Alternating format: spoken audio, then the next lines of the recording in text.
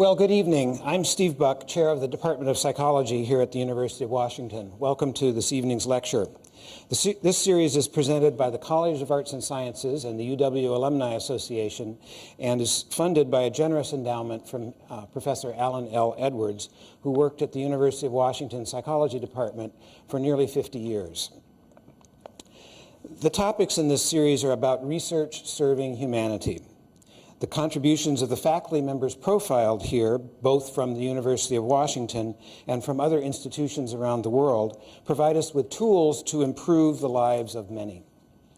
The University of Washington receives more research support money than any other public university in the nation. The Department of Psychology receives the second most research funding of any psychology department in the country. That funding helps us advance our knowledge of basic science, to directly serve people in our community and around the globe, to train our undergraduate and graduate students, and injects about $10 million into the local economy. And that's just from UW Psychology. Tonight's topic is Science and Politics, the discordant couple in the fight against AIDS. Our speakers tonight will talk about the relationship between our advancing knowledge and the decisions that are made in implementing prevention methods in biomedical, behavioral, and social interactions. Our first speaker is Dr. Judith Auerbach, Vice President for the Public Policy and Program Development at AMFAR, the American Foundation for AIDS Research. She began her policy work as a Congressional Science Fellow, working on policy issues around children, family, and health. Prior to her current position, Dr. Auerbach was the Director of Behavioral and Social Science Programs and HIV Prevention Science Coordinator in the Office of AIDS Research at the National Institutes of Health. In 1998, Dr. Auerbach served in the White House Office of Science and Technology Policy, focusing on education research, child health research, and women and girls in science, engineering, and technology. She has extensive experience in policy work, including as the study director of the Committee on Substance Abuse and Mental Health Issues in AIDS Research at the Institute of Medicine. And she was the lead author on the committee's report, AIDS and Behavior: An Integrated Approach. Dr. Auerbach's research interests include developing basic and intervention approaches to health promotion and disease prevention, taking biological, behavioral, and social factors into account, and studying the social organization of scientific knowledge. She's published and presented widely and is the recipient of many awards and acknowledgments, including the 2004 Feminist Activist Award from Sociologists for Women in Society and the 2005 Mentor Award from the Public Leadership Education Network. Please help me welcome our distinguished guest, Dr. Judith Auerbach.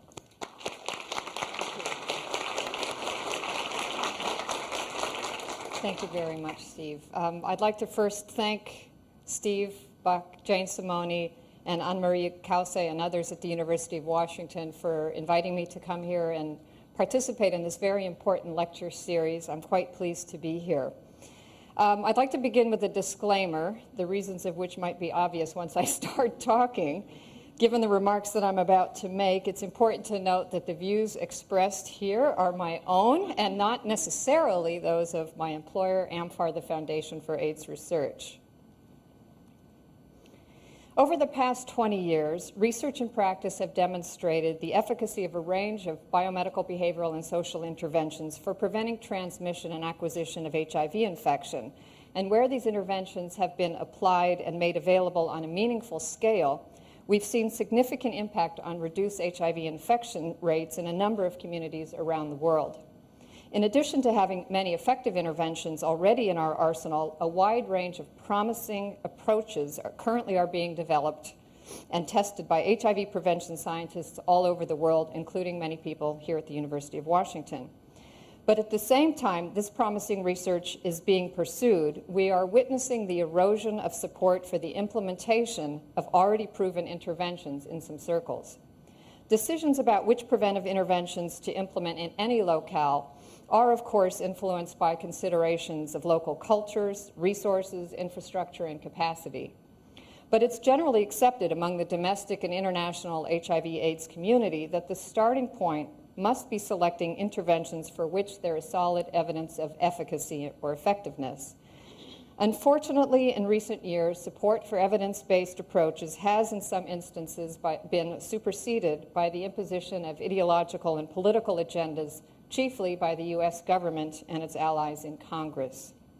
3 clear examples of this include the promotion of abstinence-only until marriage programs for HIV prevention, for which the evidence of efficacy is virtually non-existent, the disavowal of evidence demonstrating the high level of efficacy of male condoms for HIV prevention, and the corollary emphasis on condom failure rates, and the undermining of harm reduction as an approach to HIV prevention among drug users, even in the face of strong evidence of efficacy for syringe exchange programs. In addition to these policies, there have been concerted attacks by members of Congress on several National Institutes of Health-funded studies based on their subject matter. Specific researchers have been targeted for interrogation, and the subjects of inquiry of their research have been denigrated. Many of these scientists are health psychologists who study how HIV is spread through human behavior, which of course is crucial to understanding and preventing HIV transmission. Critics of the NIH-funded studies have targeted specific communities that they believe should not receive the benefits of federally funded research, including commercial sex workers, the gay population, and injecting drug users, many of whom are, of course, at increased risk for HIV exposure. This evening, I will provide an overview of recent events related to the erosion of and assaults on evidence-based HIV prevention policy and the context in which it's occurring. Dr. Simone will describe her experience as an investigator in one of the HIV prevention projects attacked and targeted for defunding by congressional critics.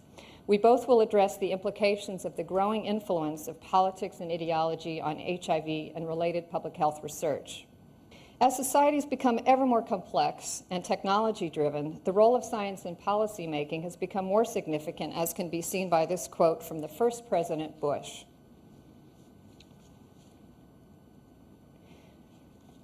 But today, there exists a strong perception among the scientific, public health, public interest, and human rights communities, and as you're going to see from political cartoonists, that science, as it relates to policy making, is being ignored, misused, and abused by the Bush administration. Some, such as the Union of Concerned Scientists, have alleged that the Bush administration has engaged in, quote, widespread and unprecedented manipulation of the process through which science enters into decisions by suppressing, distorting, or manipulating the work done by scientists at federal agencies and on scientific advisory panels, end quote. Others have accused the administration of attempting to censor research on subjects it finds objectionable for ideological reasons, or research findings that do not comport with the administration's political agenda. Altogether, these critics argue the integrity of science in policymaking is being undermined. These sentiments have been expressed most vociferously in a statement called Restoring Scientific Integrity in Policymaking. That's the name of the statement, signed by over 8,000 scientists, including 49 Nobel laureates, 63 National Medal of Science recipients, 171 members of the National Academy of Sciences, a few former NIH Institute directors, and a number of individuals who served as scientific advisors in previous administrations, both Republican and Democratic. And I'd like to just take a minute to read a little bit from this statement so you can see what all these people are saying. Quote, successful application of science has played a large part in the policies that have made the United States of America the world's most powerful nation and its citizens increasingly prosperous and healthy. Although scientific input to the government is rarely the only factor in public policy decisions, this input should always be weighed from an objective and impartial perspective to avoid perilous consequences. Indeed, this principle has long been adhered to by presidents and administrations of both parties in forming and implementing policies. The administration of George W. Bush has, however, disregarded this principle. And the statement continues. When scientific knowledge has been found to be in conflict with its political goals, the administration has often manipulated the process through which science enters into its decisions. This has been done by placing people who are professionally unqualified or who have clear conflicts of interest in official posts and on scientific advisory committees, by disbanding existing advisory committees, by censoring and suppressing reports by the government's own scientists, and by simply not seeking independent scientific advice. Other administrations have on occasion engaged in such practices, but not so systematically nor on so wide a front. Furthermore, in advocating policies that are not scientifically sound, the administration has sometimes misrepresented scientific knowledge and misled the public about the implications of its policies, end quote. This sentiment is really not partisan. Russell Train, the EPA administrator under Republican Presidents Nixon and Ford, observed recently, quote, how radically we have moved away from regulation based on independent findings and professional analysis of scientific, health, and economics data by the responsible agency to regulation controlled by the White House and driven primarily by political considerations, end quote. Although the scientists' statements and reports documenting misuse of science published by the Union of Concerned Scientists, by Representative Henry Waxman from California, and others target the White House, the Bush administration is not the only culprit.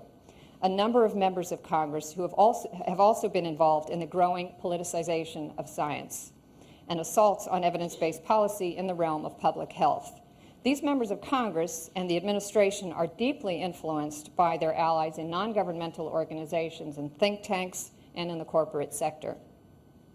Rockefeller University President Paul Nurse recently published an editorial in Cell, a leading biomedical journal, in which he suggested that scientific research in the U.S. is poised to suffer major damage, in great part because of the political attacks on science.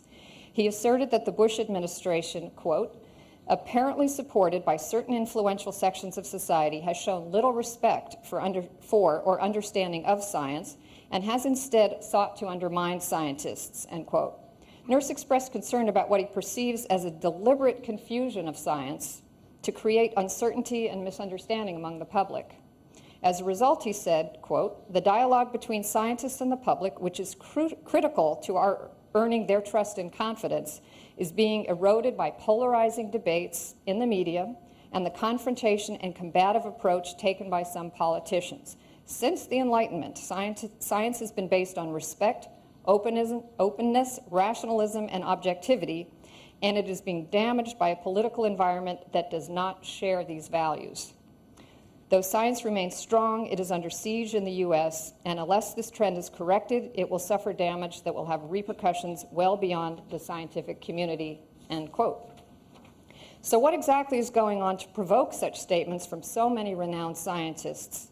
The development of a national agenda to restore scientific integrity, a multitude of opinion pieces and editorials in newspapers and scientific journals around the world, and unending fodder for political cartoonists? Let's start by looking at what's meant by this assault on the integrity of science, and I'll just show you quickly two definitions. The first from Chris Mooney, who's a science writer and authored a book recently called The Republican War on Science, any attempt to undermine, alter, or otherwise interfere with science for political or ideological reasons. And the second from Linda Rosenstock and Laura Jackson Lee, the pressure to use science to justify policy, as well as the vulnerability of science to attacks driven by vested interests, interests that exploit scientific uncertainty to deflect attention to what is known and from the actions that would credibly follow that knowledge. So now that we know what it is, what exactly is the evidence of its occurrence? How is the assault on the integrity of science and evidence-based policy manifest in HIV and other areas of public health? Well, in fact, in a number of ways, and I will talk about a number of them. First, by the control of information, by suppressing, distorting, censoring, limiting access to or exchange of information. And there are a number of examples of this, such as those listed here and more that aren't, and I only have time to talk about a couple of particular relevance to HIV and AIDS. Begin with our personal favorite, abstinence-only. Abstinence-only until marriage is the cornerstone currently of the U.S. government's policy on HIV prevention, both domestic and international. And domestically, funding for abstinence-only programs for HIV and STD prevention has grown precipitously in the past few years, as you can see from this chart, from about $60 million in 1998 to about $168 million in 2005 for the three key domestic programs. Internationally, abstinence-only funding has been provided primarily through the President's Emergency Plan for AIDS Relief, known as PEPFAR.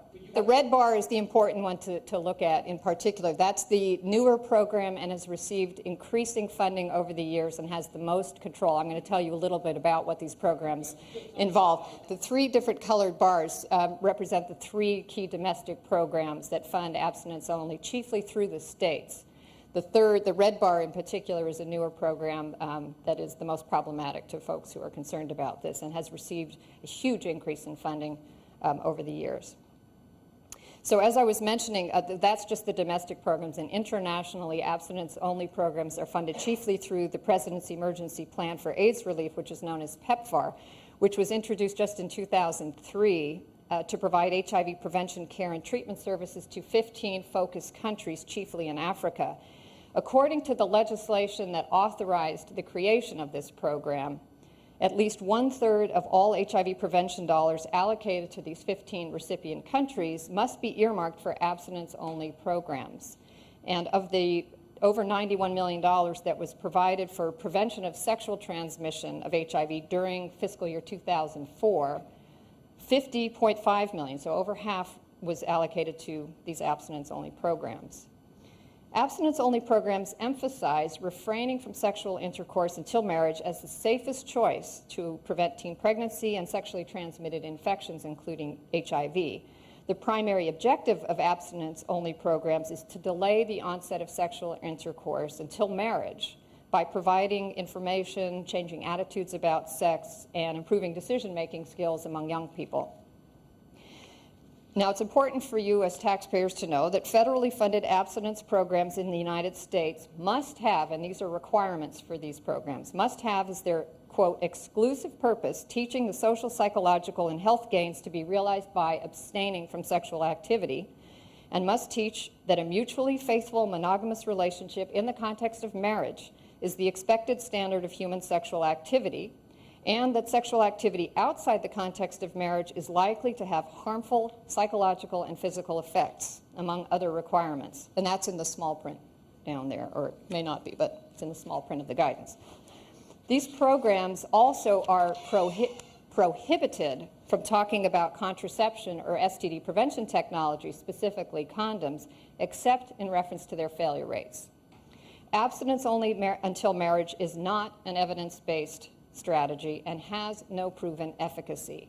In fact, systematic reviews have found that comprehensive sex and reproductive health education programs, that is, those programs that include an abstinence message, particularly about delaying the beginning of when one has sex, but also provide information about contraception and risk reduction, including condom use, are more effective in delaying sexual initiation, in reducing frequency of intercourse, and increasing condom use once sex begins than are abstinence-only programs.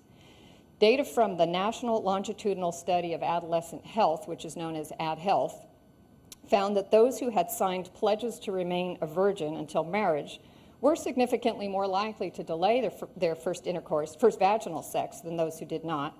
But the overwhelming majority of these kids who pledged, 88%, did eventually engage in sexual intercourse before marriage.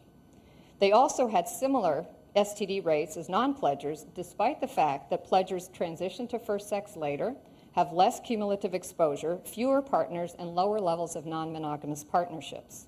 So these similar STD rates are probably because the pledgers are less likely to use condoms at sexual debut, and they are more likely to engage in oral and anal sex, the data show, the latter being more risky for HIV and STD transmission than vaginal sex. Notwithstanding this evidence, the U.S. government policy is to only fund abstinence-only until marriage programs that prohibit educators from providing medically accurate information about sexual risk reduction, including condom use. This has led the Society for Adolescent Medicine, a key professional association, to declare in a recently published policy statement that the promotion of abstinence-only education is, quote, medically and ethically indefensible, and an infringement on young people's basic human right to the highest attainable standard of health. Now, currently, male latex condoms are the most effective HIV prevention technology available. They've been shown through numerous systematic reviews of research to be between about 80 and 95% effective in reducing the risk of HIV transmission when used correctly and consistently. But the promotion of condoms for HIV prevention is currently not part of the U.S. government's HIV prevention strategy except as a last resort. Where condoms are mentioned, policy guidance always qualifies their use as correct and consistent condom use when appropriate, which means only for targeted populations. Condoms generally are reserved for those groups perceived of, and in some cases named as, in particular in the case of the PEPFAR program, they're actually labeled as the most at-risk populations in capital letters, or MARP as an acronym. And these are sex workers and their clients, substance abusers, mobile male populations, men who have sex with men, people living with HIV/AIDS, and those who have sex with an HIV-positive partner or one whose status is unknown. U.S. government policy documents place great emphasis on the fact that condoms are not 100% effective, never mentioning that they are as much as 95% effective. And instead, they require reference to condom failure rates. And the CDC fact sheet, which I'm showing here, and I'm sure you also can't read very easily on the slide, is a good example. There was a previous version of this fact sheet that emphasized right up front that evidence showed that latex condoms, when used consistently and correctly, are highly effective in preventing transmission of HIV. That was a statement. But this fact sheet was revised in 2003, and this is still the current version of this, and it has instead a very long preamble at the beginning about how research is conducted on prevention potential of condoms, emphasizes abstinence as the only sure way to prevent unwanted pregnancy or STDs, and it avoids noting the evidence about condoms' significant efficacy for HIV prevention. So on this whole first page and a half, you won't see those high levels of efficacy ever mentioned. So the promotion of non-evidence-based abstinence-only until marriage programs and the suppression and distortion of information about the effectiveness of condoms does represent the triumph of social ideology, specifically the belief that no one should have sex outside of heterosexual marriage over public health science. And this has very deleterious effects, particularly for young people who, as the AdHealth data indicate, might end up engaging in higher HIV risk behaviors. A second way to undermine the integrity of science in policy making is to just ignore the advice of scientific experts. One of the better known examples of this is the issue of harm reduction, and specifically syringe exchange or needle exchange programs. I'll refer to them as syringe exchange programs for preventing HIV infection among injecting drug users. An estimated 1 to 2 million Americans inject illegal drugs, and the CDC reports that the sharing of HIV-contaminated needles and syringes accounted for about 24% of AIDS cases diagnosed in the U.S. Worldwide, the numbers are even more staggering. About 5 million people have been infected with HIV from injecting drug use-associated risk, according to UNAIDS. Now, cessation of drug use is, of course, a laudable goal. But for those individuals who are unable to abstain altogether, there are public health measures that can save their lives. Making these available is the principle of harm reduction. Scientific evidence repeatedly has shown that improving access to sterile syringes reduces the risk of transmission of HIV and other blood-borne diseases among drug users, their partners, and their families. The introduction of such programs has been associated with declining HIV epidemics among IDUs in such places as New York City and Sydney and Edinburgh and other locales. And as a result, numerous reports and reviews of this evidence have all recommended that harm reduction and specifically syringe exchange programs be widely implemented. But the U.S. Congress and several administrations have ignored the scientific advice and codified restrictions on syringe exchange programs because of strong political pressure to not look soft on drugs. Now, an opportunity to change things occurred with the fiscal year 1998 bill that would fund the Health and Human Services Department. And there was a provision in there that would have allowed needle exchange programs to be carried out with federal funds if the Secretary of HHS determined that exchange projects are effective in preventing the spread of HIV and do not encourage the use of illicit drugs, illegal drugs. On April 20th, 1998, after an exhaustive review of the literature by HHS agencies, including the NIH director, who was Harold Varmus at the time, and the Surgeon General, David Satcher, HHS Secretary Donna Shalala determined that, quote, there is conclusive evidence that needle exchange programs as part of a comprehensive prevention strategy are an effective health intervention that reduces HIV transmission and does not encourage the use of illegal drugs, end quote. Nevertheless, at President Clinton's insistence, following strong pressure he received from the director of the Office of the National Drug Control Policy, or ONDCP, Secretary Shalala did not lift the ban on federal funds for syringe exchange programs, but rather said that funding should be a local issue. Since then, the ban has remained. But what has changed during the Bush administration is the expansion of that prohibition to a frontal attack on harm reduction as an overall approach, and the imposition of this policy position on international bodies such as the United Nations and the European Union as a way to undermine their longstanding support for harm reduction.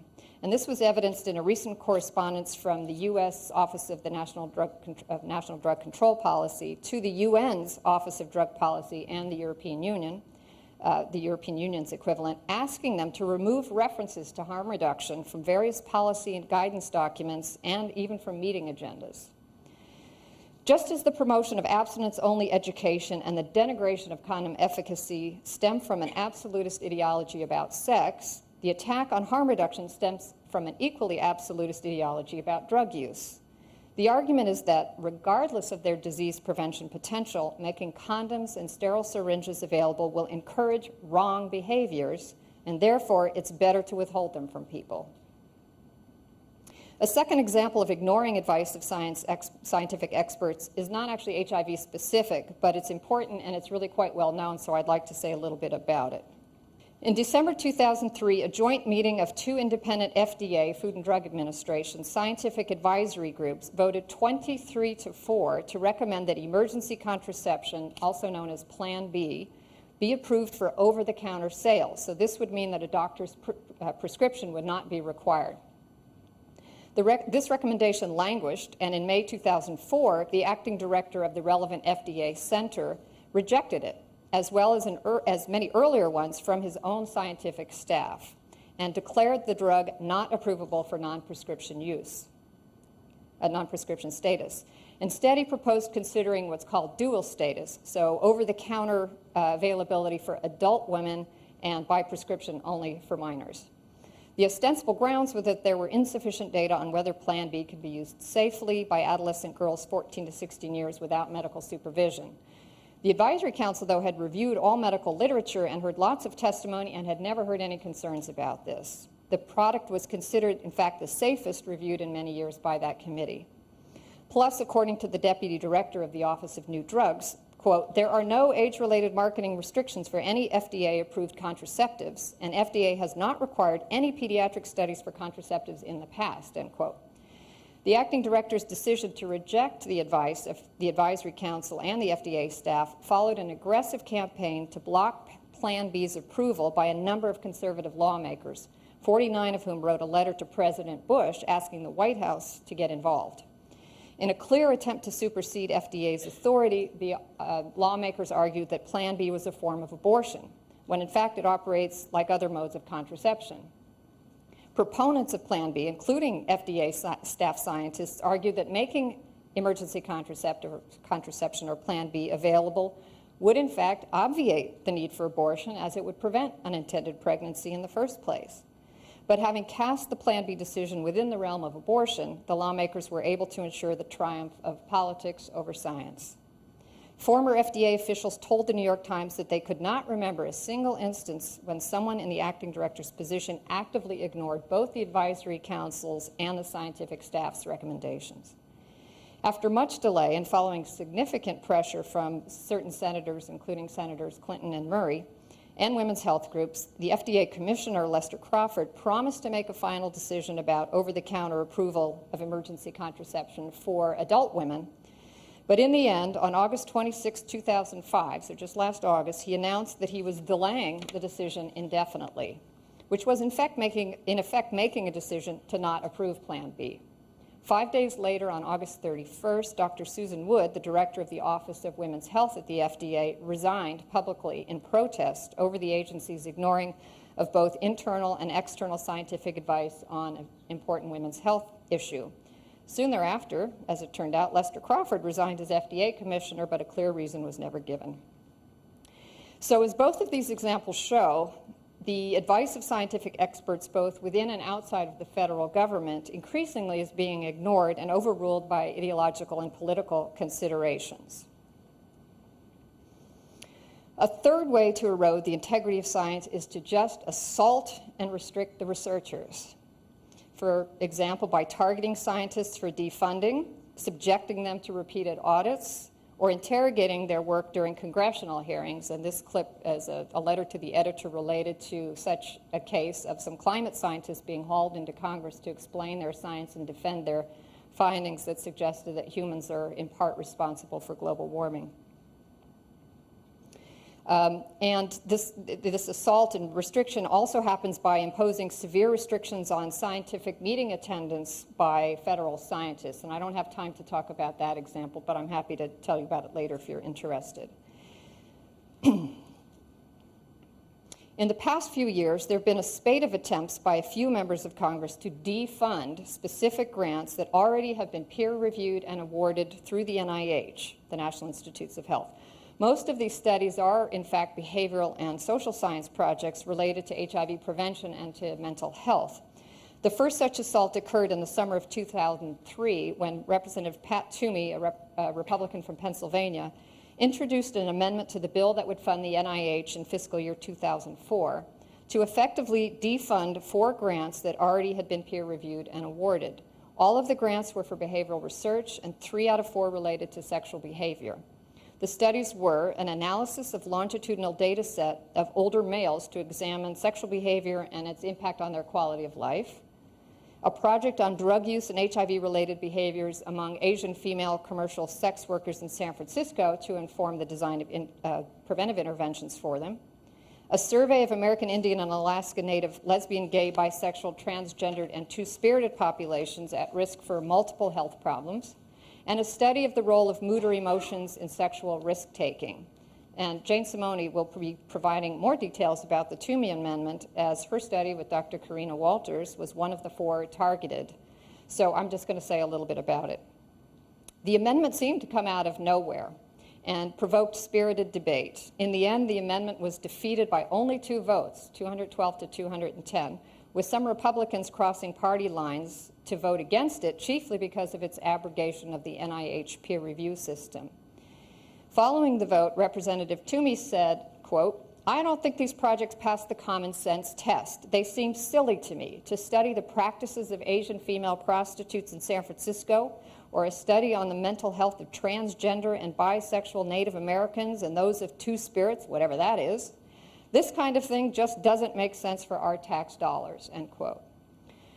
Representative Barney Frank, a Democrat from Massachusetts, countered, quote, "I can't think of anything less good for scientific research in this country than for the United States House of Representatives to become the board that decides on projects one by one. Mental health is important. Sex is an important part of human activity. And studying mental health of people with regard to sex, yes, that's a serious issue. Native Americans are Americans. In fact, they were Americans before some of us were Americans. And I don't see why it's necessarily wrong to study them. It's also the case when you're talking about, for instance, prostitution. There's a public health element there. Prostitutes often play a role in the transmission of disease, and I can see where public health authorities would decide that it was in their interest to, in fact, be studying them," end quote. A second instance of the assault on NIH studies never quite made it to the floor of Congress, but involved a list of over 200 projects and over 180 investigators. These projects were all peer-reviewed, approved, and funded already by the NIH, and they were deemed objectionable by the Traditional Values Coalition, which is a conservative evangelical Christian organization or set of churches. Evidently because their subject matter and study populations included gay men, sexually active adolescents, commercial sex workers, and drug users. And we know that this was the problem because of the otherwise arbitrary nature of the list and the inclusion of very derisive notations about the content of the studies and the character of the researchers. At a congressional hearing on another matter, the director of NIH was asked about the list, which he'd actually never heard of before, which set off a cascade of responses. NIH program officers contacted their grantees who appeared on the list and asked them to prepare justifications of their projects. The press got wind of this, and a great deal of attention was paid to what became known as the NIH hit list. And just as a personal aside, at one point I had to go on television and debate Andrea Lafferty from the Traditional Values Coalition, who claimed that there was, quote, no adult supervision at the NIH. Grantees came to fear that being on the list meant that their projects were in jeopardy of having their funding stripped away. In sort of a perverse way, a number of grantees who weren't on the list felt like they were being left out of something really scandalous. Many felt that they were somehow being blacklisted, and the term McCarthyism emerged to describe the situation.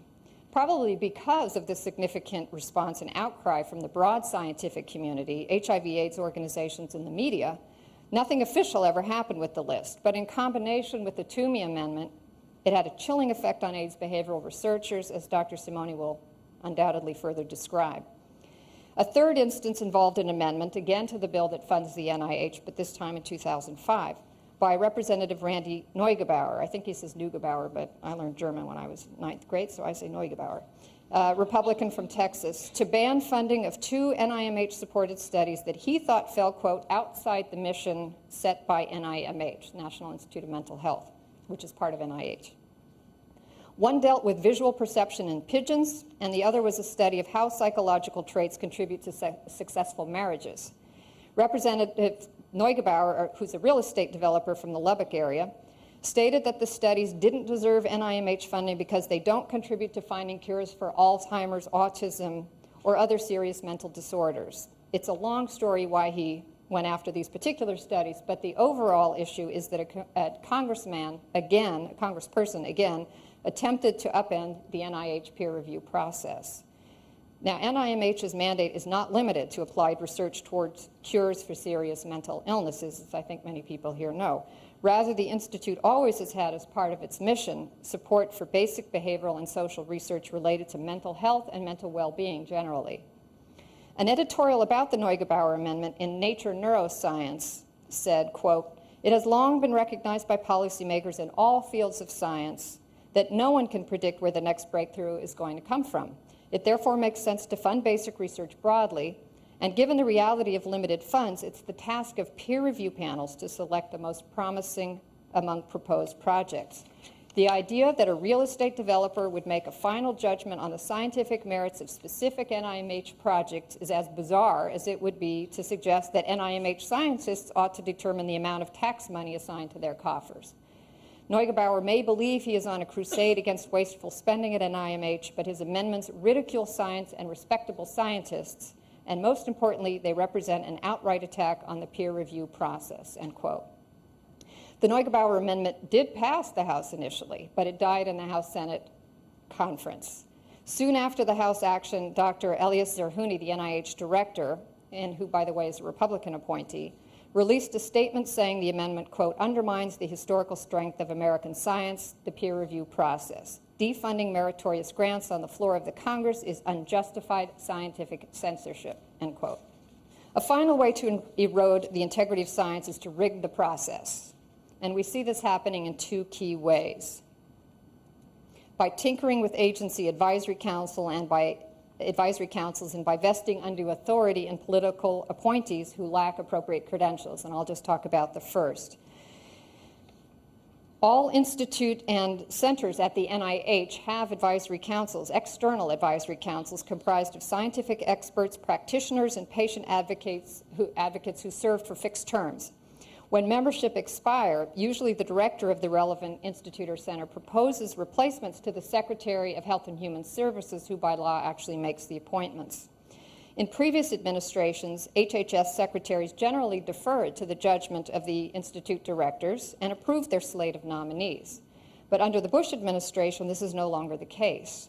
For the past few years, candidates proposed by the institute directors have been rejected and been replaced by others who often are not known to the institute director, the staff, or constituents, but who have political or financial connections or take policy positions that are consistent with the administration's.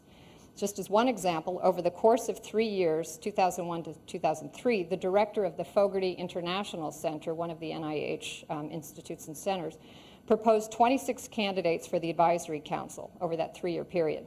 All were approved within a week by the NIH director, but after many months of delay, only 7 were approved by HHS. The other 19 were actively rejected. And this, by the way, compares with 7 out of 7 having been approved in the previous administration. The first set of nominees included Torsten Wiesel, a Nobel laureate in medicine, Jane Mencken, a very well-known and respected demographer at the University of Colorado, and Geeta Rao-Gupta, who's the director of the International Center for Research on Women and a very highly recognized international expert on women's health and economic development. After months of delay, all were rejected by HHS, and the Fogarty Institute director, that's the Fogarty International Center director, inquired about the decision of HHS. As he put it, I had managed to get a Nobel laureate to agree to serve on my board, and if he was going to be rejected, I wanted to know why, end quote. He was told by Secretary Thompson's staff that, quote, and this is a quote from the former director of Fogarty International Center, Dr. Wiesel was rejected because he had signed too many full-page letters in the New York Times critical of President Bush. Dr. Mencken was unacceptable because she was on the board of the Alan Guttmacher Institute, a nonprofit reproductive health research organization, and Dr. Rao-Gupta was deemed too political because she had publicly supported a woman's right to abortion, end quote. Now, this is just an example of how political and ideological litmus tests have been used when making appointments to scientific advisory committees. I'll very quickly mention one more. A colleague, leading medical anthropologist who studies HIV risk and prevention among drug-using women in the South, was nominated to serve on the advisory council of the National Institute on Drug Abuse. And when the HHS staff interviewed her, they asked her her views on abortion and whether or not she voted for President Bush.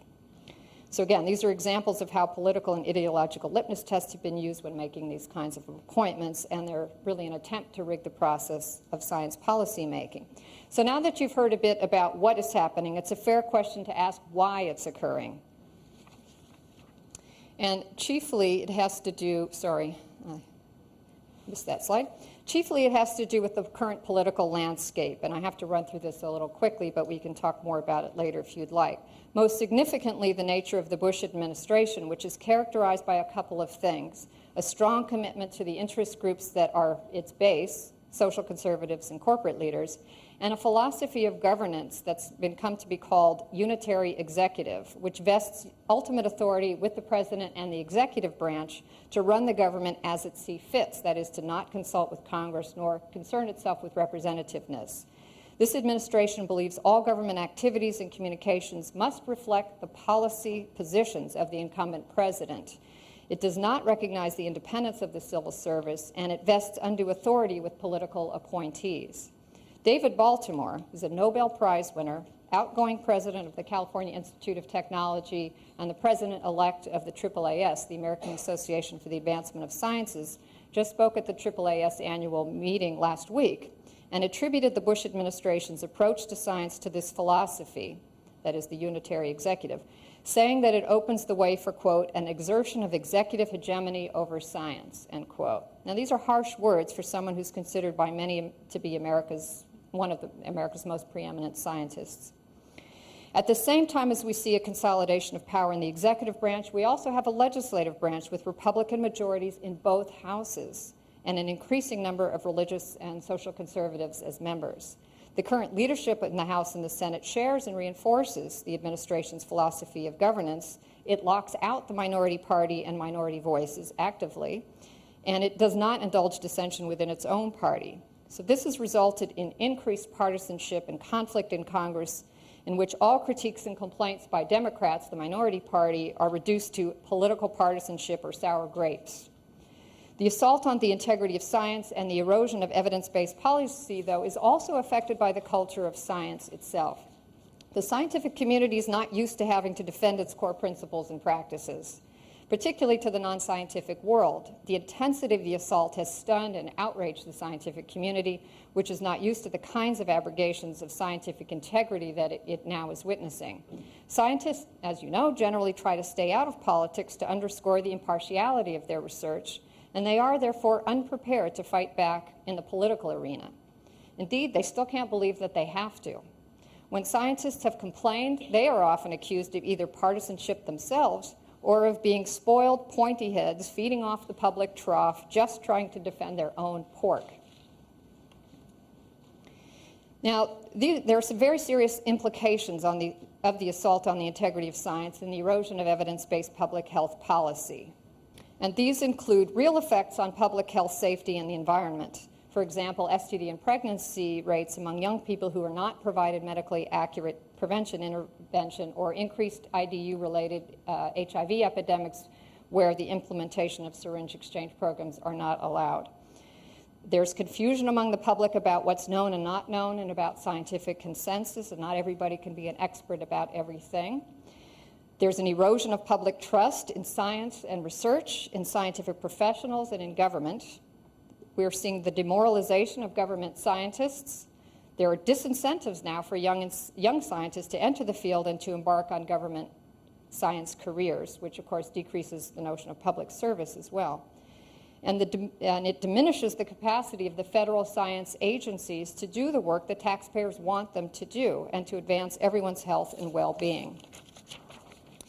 To conclude, this is a long conclusion. I hate it when people say in conclusion and then go on for 5 minutes, but I'm going to. To conclude, I draw from a core principles and policies document that was developed by the Integrity of Science Working Group, which is a very loose coalition of environmental, public health, civil liberties, and scientific organizations, and of which I am part. So I'm going to quote a little from the document and intersperse a little of my own thinking, but in the interest of time, I'll leave out the quotes. Scientific discoveries and innovations have been a vital driving force in advancing living standards here and abroad. Science has played a key role in improving the health and well-being of individuals, not only through the creation of new drugs and technologies, but also through the application of scientific findings to public policy related to healthcare, environmental protection, and food safety, among other things. However, the effectiveness and power of science is not automatic.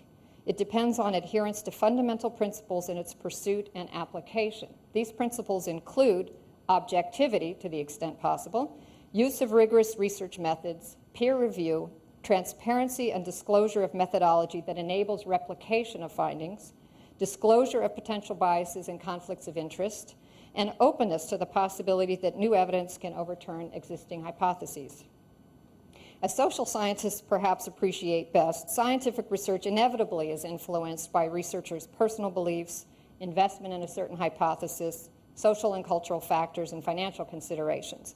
The existence of these kinds of biases makes it all the more important to ensure that our national systems and processes reinforce generally agreed upon principles of scientific integrity developed over hundreds of years, particularly at the policy level. And again from the core principles document, to safeguard the core values in science and science-informed decision-making, policymakers should adopt the following principles and practices. I'm going to race through these so I don't go over time. Expert scientists chosen to advise policymakers should be selected for their knowledge, expertise, and professional accomplishments as recognized by their scientific peers, not for their political, social, or religious affiliations or ideology. Expert advisors should be required to disclose any financial interests and religious commitments that might influence their scientific analysis or advice, and such disclosure should be made available to the public. Scientific and health information provided by the federal government, whether in reports, on the websites, or whatever, should be based on the best possible assessment of the available evidence and should not be subjected to political censorship or editing or redaction based on political or ideological considerations. Review and analysis processes used to derive policy conclusions should be undertaken with transparency, including full disclosure of the research findings and documents on which they are based, and of the identity and role of experts involved in their analysis. And finally, federal funding for research should be determined through rigorous peer review of studies' quality and merit, a process that has served the nation's health and well-being for over 100 years. The peer review process should be separate and shielded from political considerations. Some of these principles have been codified in legislative proposals in an attempt to restore scientific integrity in federal policy making, you'll be pleased to know. Last year, at the very end of the year, Congress passed and President Bush signed a domestic spending bill that included a provision that bans the use of political litmus tests in the selection of federal advisory committee members and prohibits deliberate dissemination of false or misleading information. It's a small step that will require vigilant monitoring to enforce, but it's a meaningful one, as it officially acknowledges that a real problem exists and it must be fixed.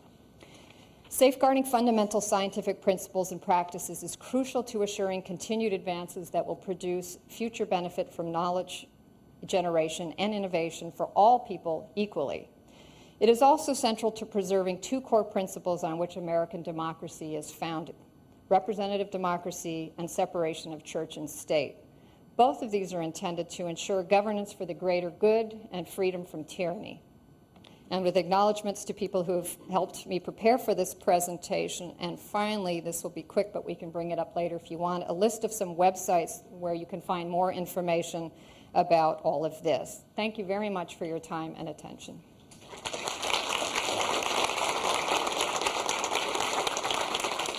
Our next speaker is Dr. Jane Simone, Associate Professor here at the University of Washington. Professor Simone came to the University of Washington in 2001, having previously been on the faculty at the Albert Einstein College of Medicine and the Columbia University School of Social Work. Professor Simone received her doctorate at the University of California, Los Angeles, and completed 2 postdocs, one at University of Southern California and the other at Columbia University School of Social Work. Her research focuses on transmission and acquisition of HIV infection and linkages between high-risk behaviors and infection. She also studies medication adherence and ways to reduce risk. In addition to the multiple projects with which she is involved as a collaborator and mentor, she has been a PI, or principal investigator, or co-principal investigator, on 10 projects with a total funding level of $6 million. In addition to grants, Professor Simone has been the recipient of many awards and honors, including twice receiving the Women of Color Psychologies Award from the Association for Women in Psychology, and she has been granted fellow status from 2 different divisions of the American Psychological Association. Her accomplishments are many, and we're thrilled to have such an exceptional researcher and teacher on our faculty here at UW. Please help me welcome Dr. Jane Simone.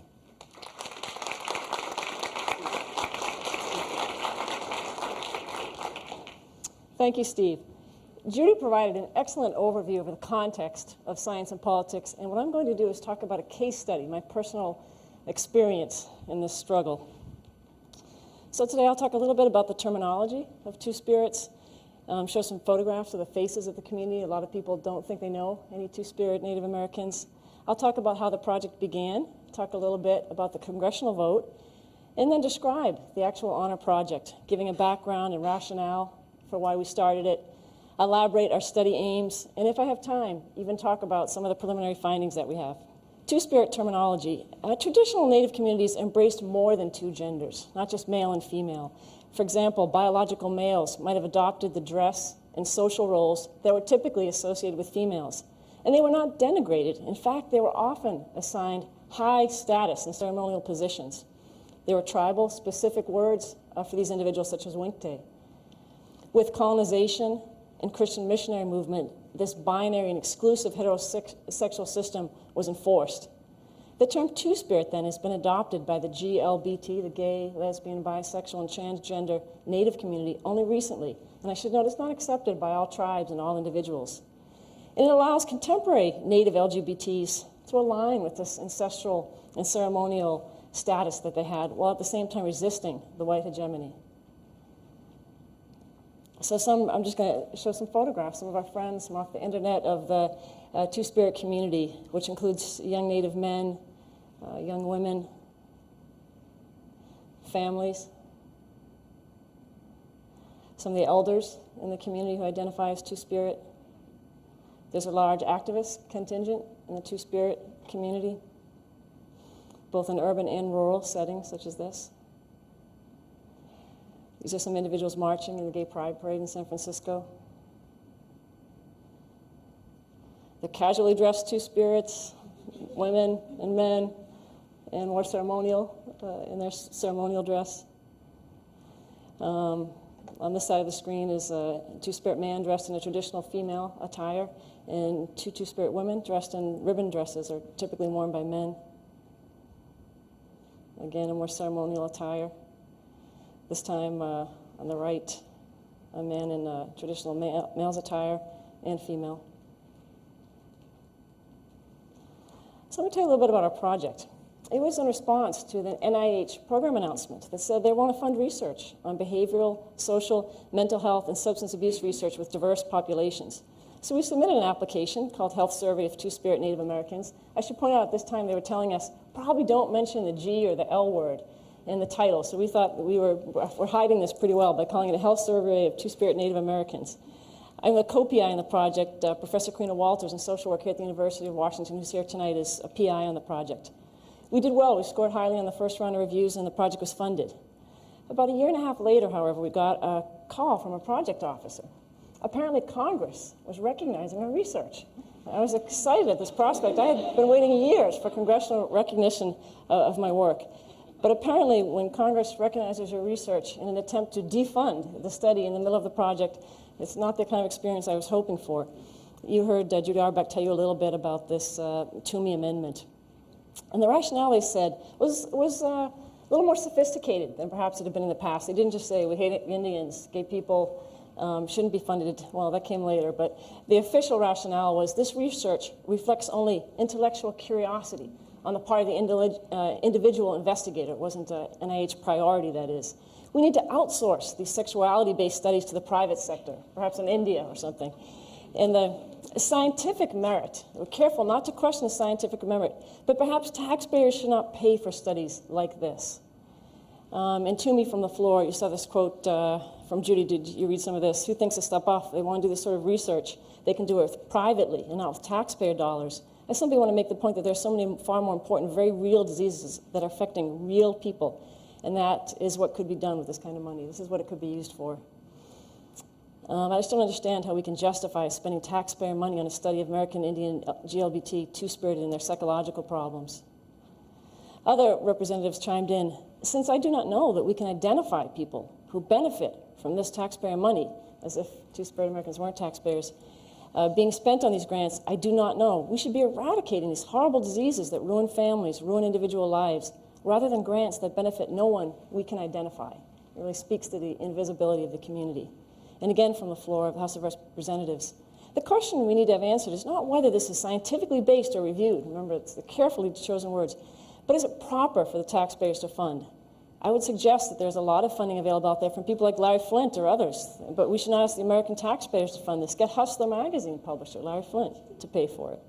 And from Iowa, I found it outrageous. The taxpayers have been paying for these ridiculous studies while the NIH should be focusing on finding cures for innumerous illnesses. Again, Toomey, I don't think these projects pass the common sense test. They seem silly, as Judy pointed out. And this is Judy's new friend and debating partner, Andrea Lafferty, again, suggesting the need for adult supervision at the NIH. We made the O'Reilly factor show, which is a dubious distinction. People are going crazy, O'Reilly says. We don't need to know about gay Indians and old guys having sex. I really don't want to know what happened between Tonto and the Lone Ranger. You get my drift there?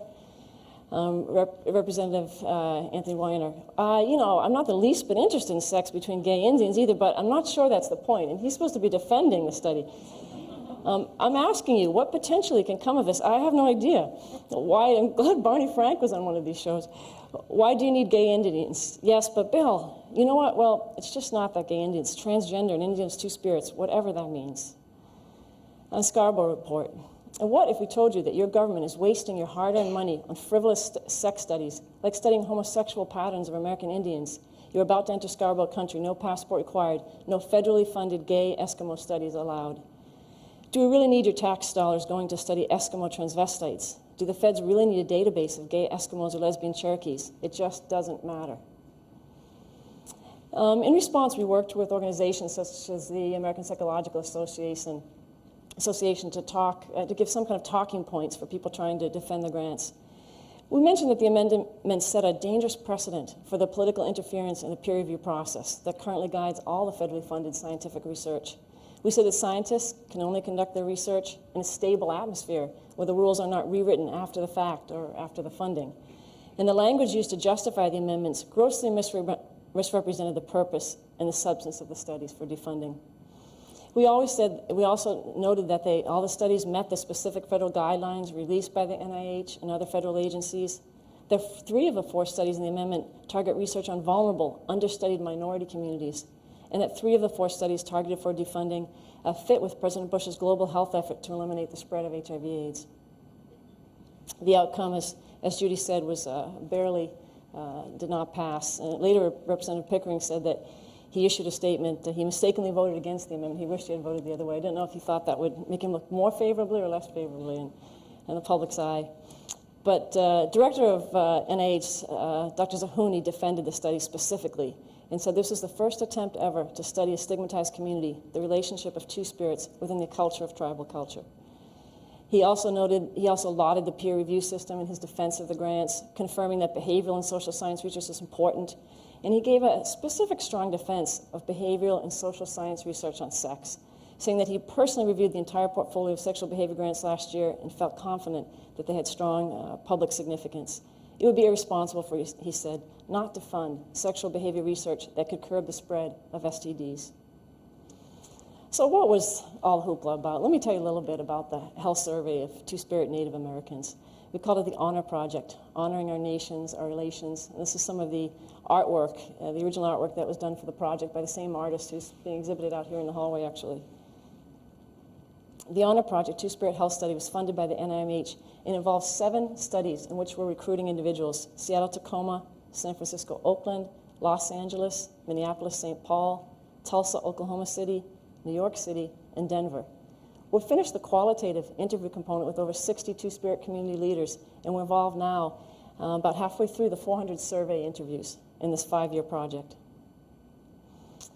The specific aims, which I'll talk about a little bit more in detail later, are to test a specific stress and coping model, to provide some preliminary baseline prevalence rates of trauma and health outcomes in this community, to look at an innovative sampling method, to test some new measures, and to develop a research infrastructure in Native communities for future intervention studies. We're proud to have Native researchers on the staff primarily, both here at the University of Washington and across the country, at our community partnership agencies, including the Northwest Two-Spirit Society, the American Indian Community House in New York, and agencies in San Francisco, in Minneapolis, and Oklahoma. The project is also very interested in training the next generation of resources, and so we're especially proud to have many Native students who are working on the project, those listed here, and the non-Native researchers and staff, including the students. So let me give you a little background and rationale. Why did we want to study lesbian Cherokees and gay Eskimos? There are 4 main reasons I'm going to talk about: the plight of urban Indians, the disproportionate HIV risk in this population, trauma and discrimination, which is also disproportionate in this community, and then give you some preliminary data on the adverse mental health outcomes and substance use in this group. So plight of urban natives. Urban natives, some people think, is that some kind of oxymoron? I thought natives lived in the reservation or lived in rural areas.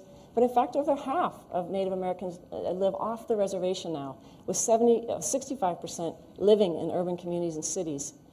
They have higher rates of most communicable diseases. They're not doing well in urban environments. The poverty rate is 3 times higher than the other ethnic racial group. And relative to their urban counterparts, their rural counterparts, urban Native Americans have higher infant mortality rates, higher mortality rates due to alcohol and injury, and lower birth weights in infants. Overall, the economic vulnerability and ill health of urban Native Americans suggests they might be at risk for HIV and other STDs.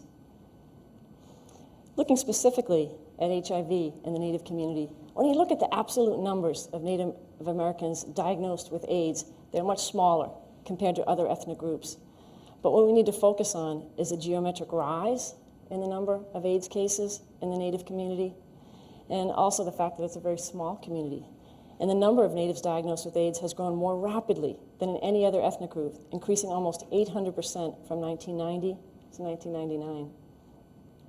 The U.S. Surgeon General noted that although Natives make up just under 1% of the total population, they currently account for 6% of newly diagnosed HIV cases.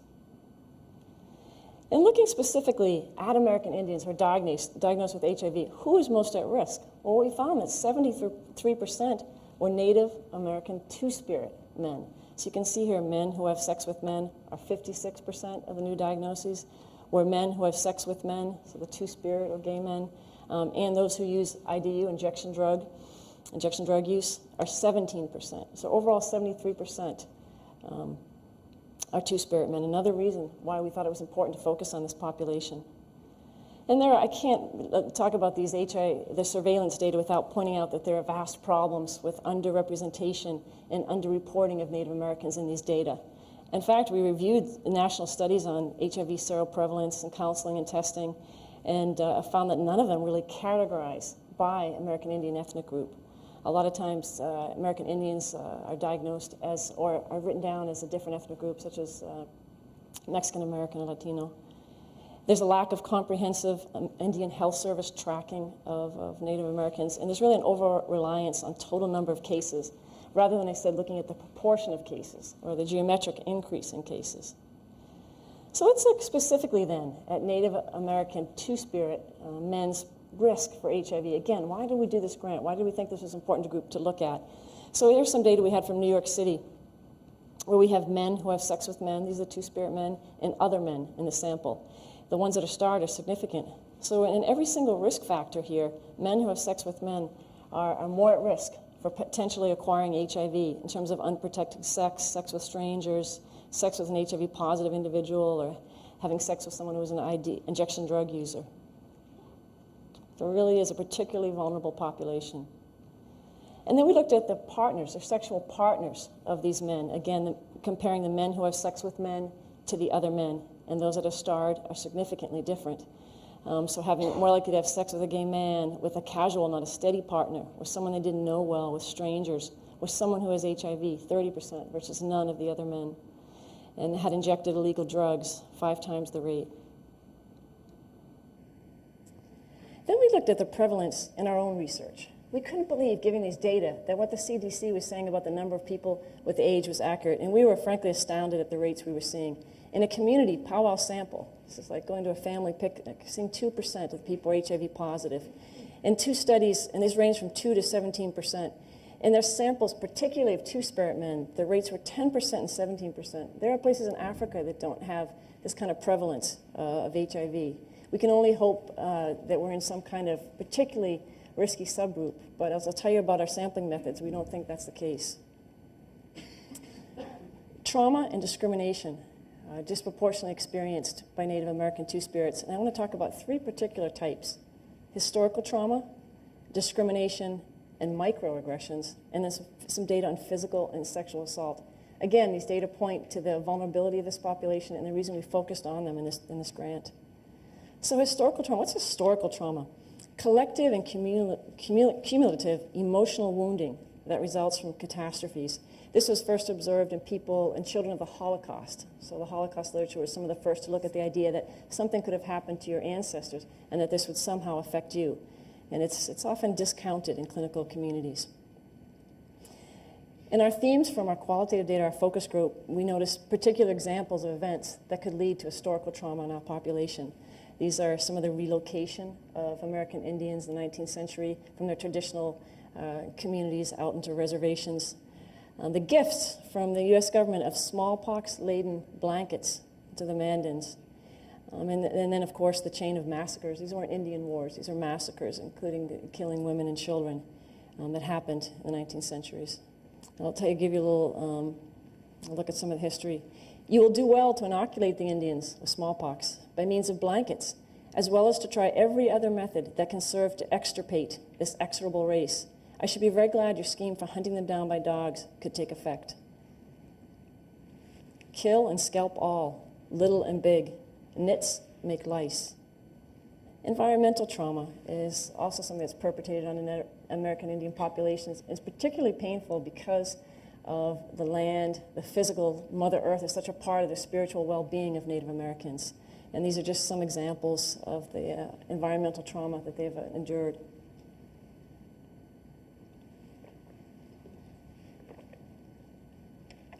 Some examples of, these are buffalo hides in 1878, showing 40,000 buffalo hides. And these were, Native Americans used every part of the buffalo when they had to kill an animal. You can't talk about historical trauma among Native Americans without talking about the boarding school experience. This occurred primarily from the 1880s to the 1930s, but really well up into the last century as well. Thousands of Native children were forcibly removed from their families and raised by individuals at the schools. The mission of the boarding schools was to assimilate Native children into mainstream culture.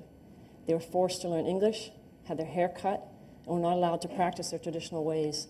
Many children were abused and neglected in these settings. This is an example of a young Indian man who entered a boarding school. This was at the end of the first year. The militarism of the boarding schools is apparent in some of these photos I'll be showing you as well. These children look like little soldiers. And the courses included home ec. The idea was to train young Natives to go on into illustrious careers as maids in the houses mainly of white families around the boarding schools. They lived in dormitories with very little. You can contrast this to being brought up in a small family or by a tight-knit community where they were taken from. Spiritual trauma is another perpetration and part of the historical trauma of Native Americans. 500 years of conversion practices to eradicate Native religions and ceremonies. In 1883, the Court of Indian Offenses prohibited ceremonial practices and enforced Christianity on the Indian populations. And in 1892, this was expanded to include the prohibition of dances, the use of traditional medicines, ceremonies, healing practices, and funerary rites. Violations were met with upholding of food rations and imprisonment for up to 6 months. These are some examples, some photographs of sacred images, funeral rites that are displayed in museums, where they're not even supposed to be seen by every member of tribes often. And the converting to Catholicism in this case from traditional religions.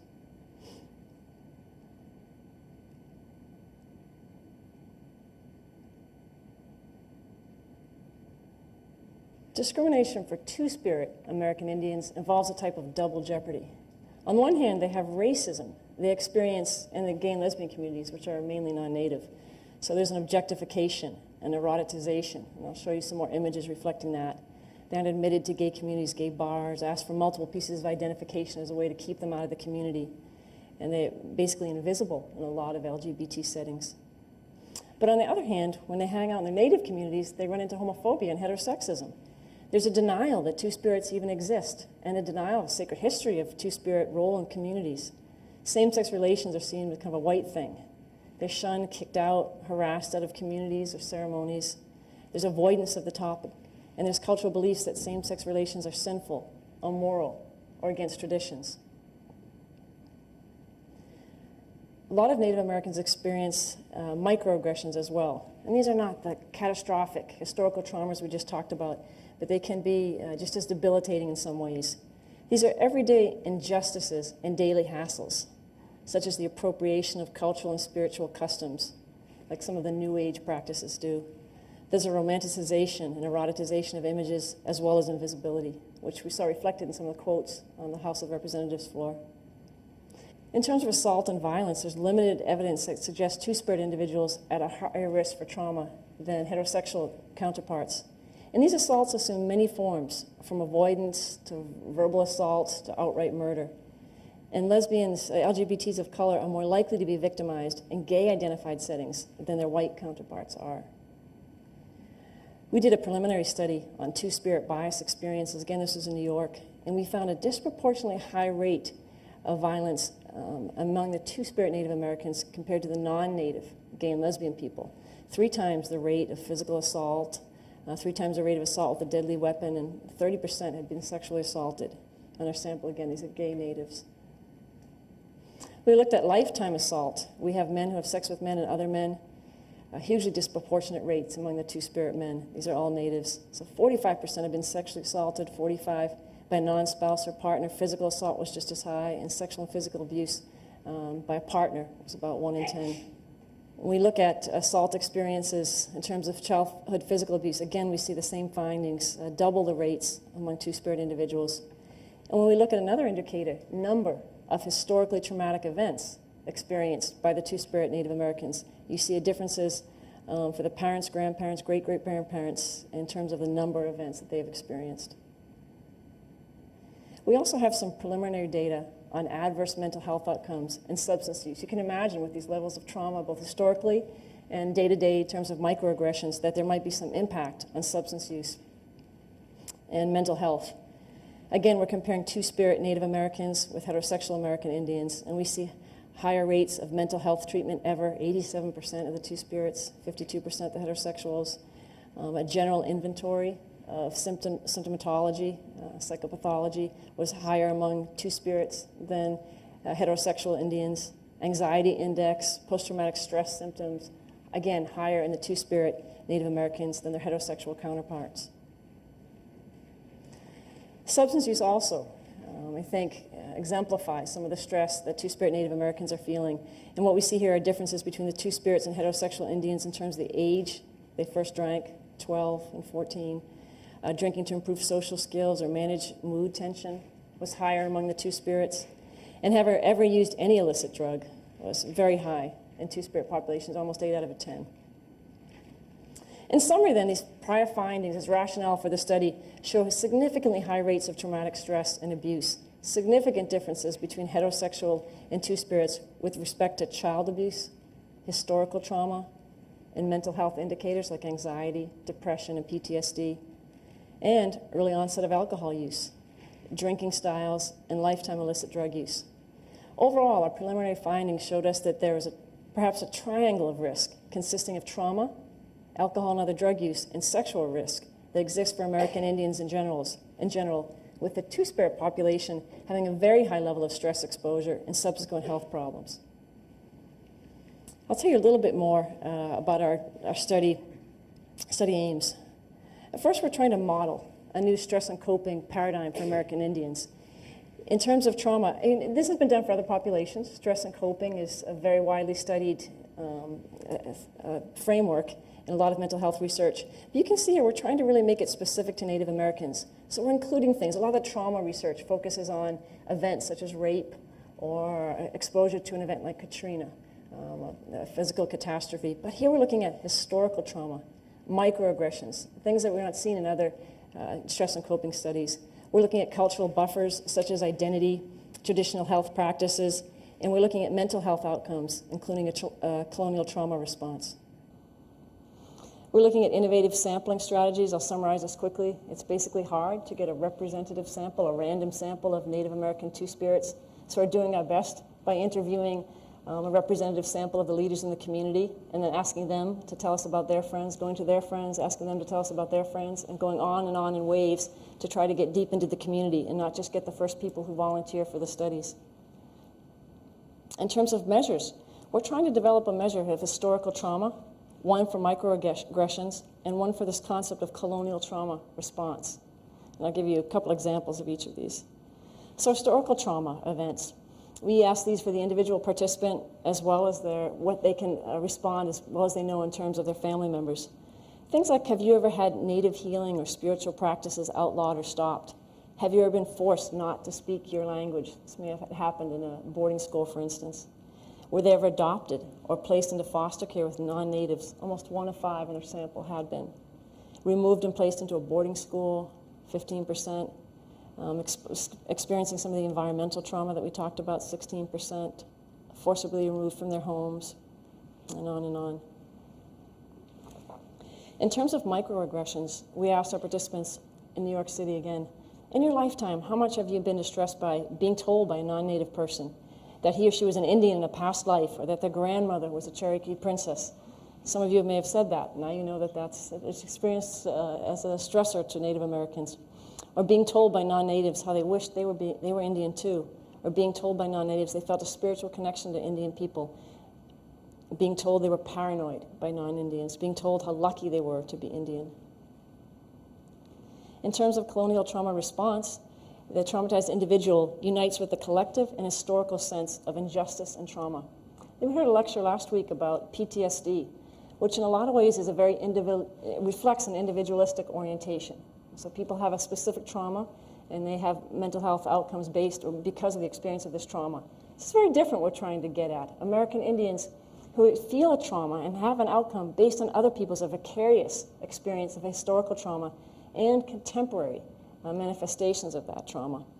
And there are 4 different domains in terms of our theory about this. Let me give you some of the items to give you a sense. in terms of avoidance and psychic numbing. If I talk about historical trauma, I worry that I might harm my relatives. And look at how it really has a collectivist orientation. There's really talk about the pain coming from them because of the pain that's felt in the community. I try to numb myself to my ancestors' pain. It's better to block out thoughts related to that. And for vicarious and secondary trauma, I have dreams about the historical trauma inflicted upon my ancestors. I'm overwhelmed with grief when I think about that historical trauma. Survivor guilt. I feel I betrayed my ancestors since I'm excluded from their suffering. Hearing Native people talk about cultural traumas makes me uncomfortable. And in this unresolved collective grief and loss, I still grieve for the pain of my ancestors. Even if I don't experience a trauma, I feel the pain of other natives who did.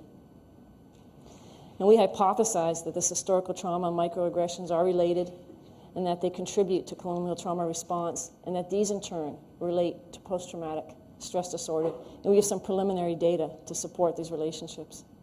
I have a little time. I want to save time for questions, but let me just tell you quickly our preliminary findings. Without reading them all, I can tell you we're basically finding high levels of trauma in our population.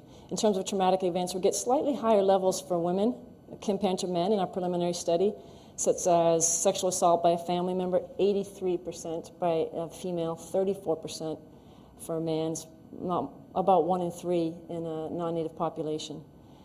Sexual contact, you're going to get 18, 78%. Torture, 28% versus 10% for men. In terms of drug use, we thought we would see male-female differences. As we see in other populations, men tend to use more substances, especially injection drugs, but we're not seeing that. Males and females both have high levels of substance use in this population. Sexual transmitted infections range from 0 to 9 with a mean of 1.5. 67% have a sexually transmitted infection. Correlations between the trauma and CSD's depression and anxiety show that there's a positive association. People are traumatized, do tend to be showing some mental health outcomes of this.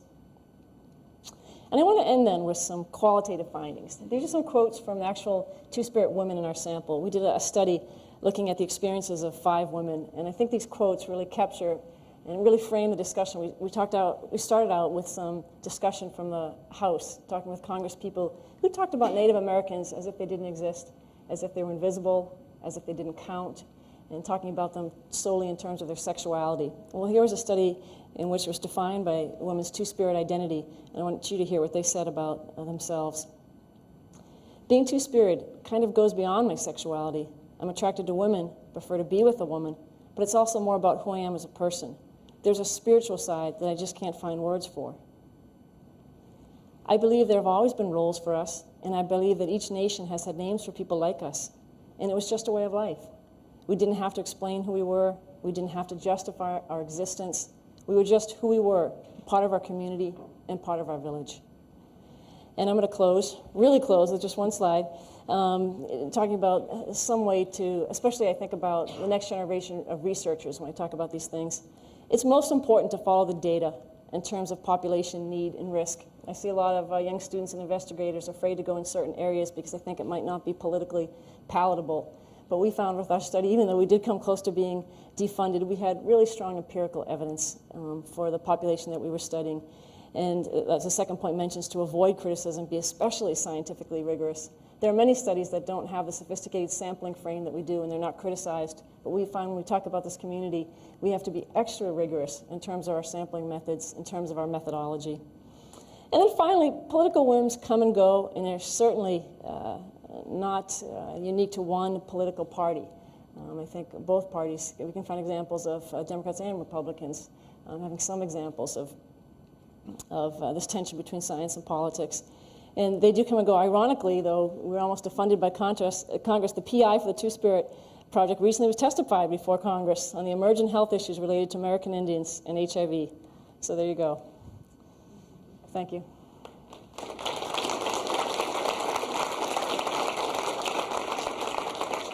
I want to thank all of you for joining us tonight and invite you to come back next week for the third and final of our triplet series in the Ellen Edwards Psychology Lecture Series. And join me once more in thanking Drs. Simone and Auerbach for being here and for their work.